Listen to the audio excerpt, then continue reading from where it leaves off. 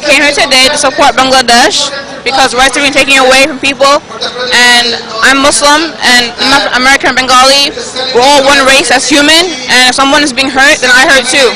We're here today to get justice for the people who are unfairly jailed in our country.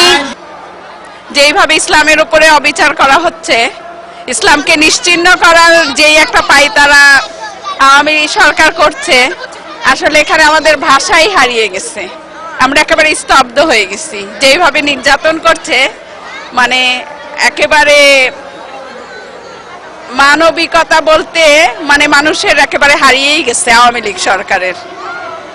খুবই দুঃখজনক, তবে আল্লাহর কাছে খালি দোয়া করি এইটাই, ইনশাআল্লাহ বাংলাদেশ ইসলামের বিজয় হবে।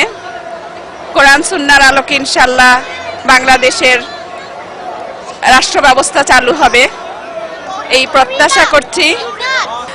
আমরা এসেছি পৃথিবীর আমার মনে হয় সবচেয়ে বর্বরতম সময় চলছে বাংলাদেশের জন্য, যেখানে নিরীহ মানুষগুলোকে মারা হচ্ছে এবং যাদের অত্যাচার থেকে নারী পুরুষ এমনকি শিশুরা পর্যন্ত রেহাই পাচ্ছে না, এবং ইসলাম শুনলেই মনে হয় যেন তাদের গা জ্বালা ধরে গেছে।